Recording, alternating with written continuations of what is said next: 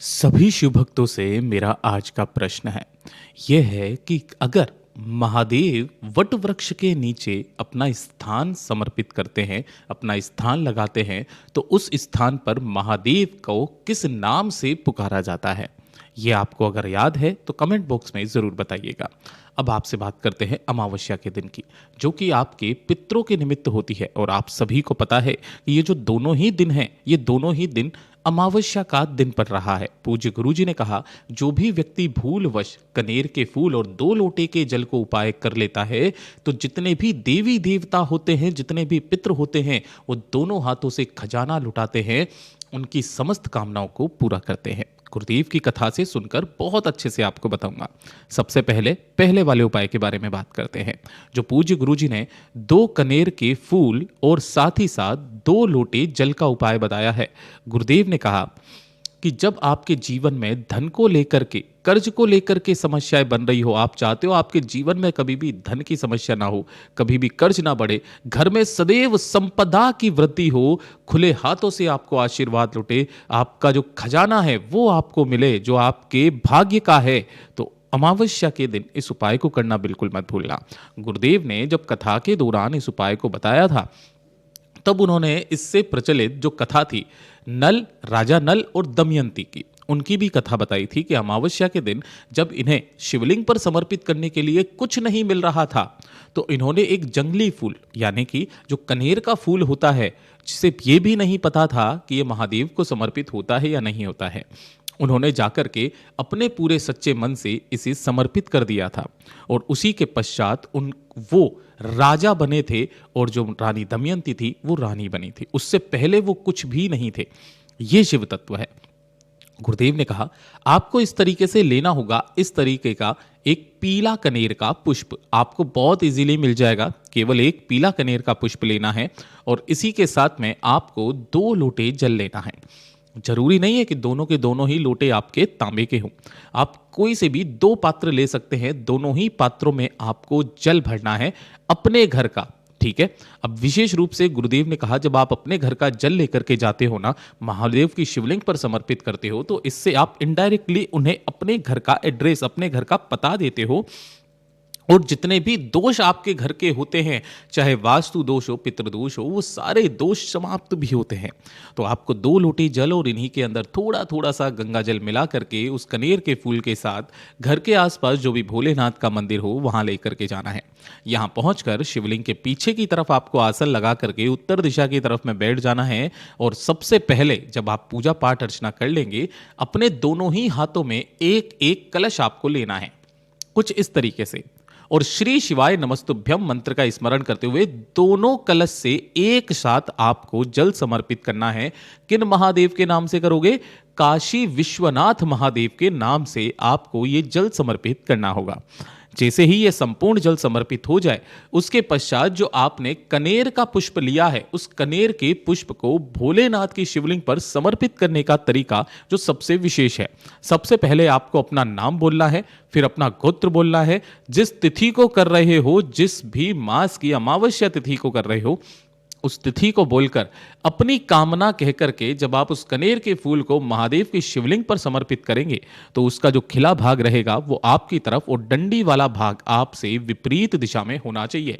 पूज्य गुरुजी ने कहा, कोई भूलवश भी अगर इस फूल को भोलेनाथ की शिवलिंग पर अमावस्या के दिन समर्पित करके आ जाता है महाराज, तो जो भी उसके पितृ होते हैं खुले हाथों से खजाना लुटाते हैं, आशीर्वाद लुटाते हैं, और उनके घर में सदैव सुख शांति समृद्धि बनी हुई रहती है। गुरुदेव का ये उपाय बहुत खास है, जरूर कीजिएगा। दूसरा वाला जो उपाय है, ये आपको अपने ही घर पर रात्रि के समय कर सकते हैं। सबसे पहले तो गुरुदेव ने कहा कि जब भी कोई अमावस्या का दिन आ जाए, तो आप अपने घर में पोंछा जरूर लगाते हैं, ठीक है। तो ये जब भी आप पोंछा लगाते हो ना, तो पोंछे वाली जो बाल्टी होती है, उस बाल्टी के अंदर अमावस्या के दिन आपको खड़े नमक का प्रयोग करना होता है। खड़ा नमक क्या होता है? जो नमक के डेले होते हैं, बड़े वाले नमक, है ना, ऐसा वाला नहीं, बड़ा वाला नमक। तो खड़े नमक का थोड़ा सा डाल करके और उसी से आपको अपने घर का पोंछा लगाना होता है। इससे क्या होता है कि कि आपके घर में जितनी भी नकारात्मक ऊर्जा होती है वो तो दूर होती ही होती है, साथ ही साथ आपके घर में सकारात्मकता का वास भी होता है। जरूरत से ज्यादा आपके घर में सकारात्मकता आती है। तो पहला तो काम आपको अपने घर में अमावस्या के दिन नमक का पोंछा जरूर लगाना है। उसी के पश्चात जब रात्रि का समय आएगा, तब रात्रि के समय पूज्य गुरु जी ने विशेष तौर पर कहा कि आपके पितरों के निमित्त एक लंबी बाती का दीपक आपको बनाना होता है। लंबी बाती का दीपक चाहे आप आटे का बना लो या मिट्टी का। गुरुदेव ने कहा जब आप आटे का बनाते हो तो वह आपके घर में संपदा वैभव की वृद्धि करता है। इसके अंदर लंबी बाती का प्रयोग किया जाता है और साथ ही साथ इसके अंदर जो भरा जाता है या तो गाय का घी आपको भरना है या फिर आप कोई सा भी तेल, जैसे तेल हो गया सरसों का या फिर तिल का तेल, उसका प्रयोग करना है। भैंस का घी यहां पर वर्जित है। इस दीपक को लेना, जला करके अपने पूरे घर में शाम के समय, जो समय बताया गुरुदेव ने 6:30 बजे से लेकर के 7:30 बजे के बीच में, चाहो तो आप बाद में भी कर सकते हो, ये सबसे उत्तम समय बताया है। अपने हाथ में लेकर चलते हुए दीपक को अपने घर के पूरे घर में घुमाकर अपने घर का जो मुख्य द्वार है इस मुख्य द्वार पर आना है। अपने दाहिने हाथ की हथेली पर उस दीपक को रखना है और इस घर के मेन गेट के ऊपर से घड़ी की सुई की दिशा में 21 बार इसका उतारा करना है। और 21 बार उतारा करने के पश्चात आपके घर में जहां पर भी तुलसी जी का गमला है वहां पर जाकर के आप इसे जब रखेंगे तो इस बाती का मुख आपको दक्षिण दिशा की तरफ में रखना है। पूज्य गुरु जी ने कहा कि मात्र इस एक उपाय से अगर आपके घर में किसी भी तरीके का कोई दोष चल रहा है, कोई वास्तु दोष, कोई काल सर्प दोष, किसी भी तरीके का कोई दोष है, तो वो सारे दोष मात्र एक उपाय से आपके समाप्त हो जाते हैं। पूज्य गुरु जी का ये उपाय बहुत ही ज्यादा खास और अद्भुत है, जरूर कीजिएगा। और ये तीसरा वाला उपाय आप सभी लोगों को करना है। अगर आपकी कोई विशेष मनोकामना है, कोई हृदय की बात है जो आपकी पूरी नहीं हो रही है, आपकी कोई इच्छा अधूरी है, आप चाहते हैं कि बस मेरी ये कामना पूरी हो जाए महादेव, मुझे इसके अलावा कुछ नहीं चाहिए, या फिर आप अपने पितरों के लिए कुछ मांगना चाहते हैं, उन पितरों से अपने घर की सुख शांति समृद्धि मांगना चाहते हैं, तो जितनी भी घर की स्त्रियां हैं वो इस तीसरे वाले उपाय को अमावस्या की रात्रि करना बिल्कुल भी मत भूलिएगा। करना क्या होगा, आज के दिन आपको एक लेना है कनेर का फूल। जो मैंने आपको शुरुआत के उपाय में 2 कनेर के फूल बताए थे, उसमें से एक उपाय मतलब एक कनेर का फूल पहले वाले उपाय के लिए और दूसरा वाला जो कनेर का फूल है मैंने इस वाले उपाय के लिए बताया था। एक कनेर का फूल लेना है और एक छोटी सी कटोरी लेनी है अपने ही घर पर। आपको क्या करना है, इस कटोरी के अंदर आपको डालना होगा थोड़ा सा गंगा जल।